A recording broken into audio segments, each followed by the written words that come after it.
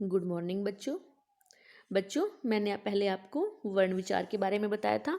आज मैं आपको शब्द विचार के बारे में बताऊंगी कि शब्द विचार क्या होते हैं। तो ध्यान से सुनना। आज का जो हमारा रिवीजन वर्क है वो क्लास 5th के लिए है। सबसे पहले है शब्द। बच्चों, शब्द वर्णों का ऐसा समूह होता है जिसका एक मीनिंग होता है। ओके, वर्णों का ऐसा समूह जिसका कोई निश्चित अर्थ या मीनिंग होता है शब्द कहलाता है।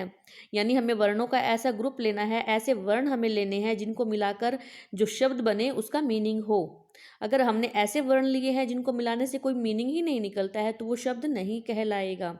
इसलिए हमें शब्द बनाने के लिए वर्णों का ऐसा समूह लेना है जिसका कोई निश्चित अर्थ होता है, तभी वो शब्द कहलाएगा। जैसे कि कमल, पुस्तक, वीरता। इन तीनों शब्दों के मीनिंग हम समझते हैं, इसलिए ये शब्द हैं। आगे बच्चों, शब्द के भेद हैं। हिंदी में शब्दों को 4 आधारों पर बांटा गया है। पहला है उत्पत्ति के आधार पर, दूसरा है व्युत्पत्ति के आधार पर, थर्ड है अर्थ के आधार पर और फोर्थ है प्रयोग के आधार पर। तो सबसे पहले है हमारा उत्पत्ति के आधार पर शब्द भेद। उत्पत्ति के आधार पर शब्दों को 4 भागों में बांटा गया है।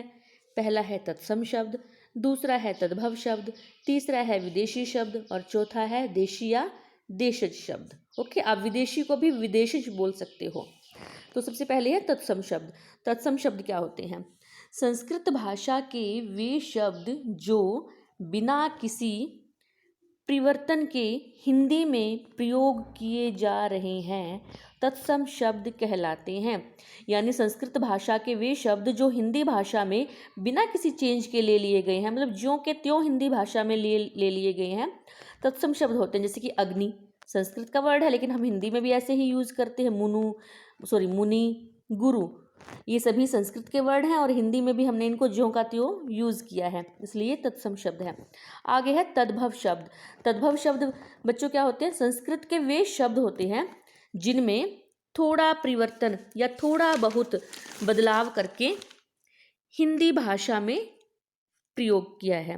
हिंदी भाषा में जो लिए जा रहे हैं या प्रयोग किए जा रहे हैं तद्भव शब्द होते हैं। जैसे कि घृत, घृत मीन्स हिंदी में घी, गृह यानी घर, ये संस्कृत के वर्ड हैं। ओके, लेकिन हिंदी में हमने इनमें लेते हुए थोड़ा सा इनमें बदलाव कर दिया गया है, तो वो होता है तद्भव शब्द। आगे है विदेशी शब्द।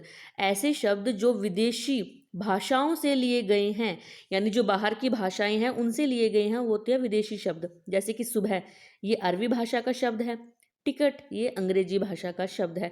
ऐसे और भी बहुत सारे शब्द हैं जो हमने बाहर फॉरेन लैंग्वेज से लिए हैं। फोर्थ है हमारा देशज शब्द।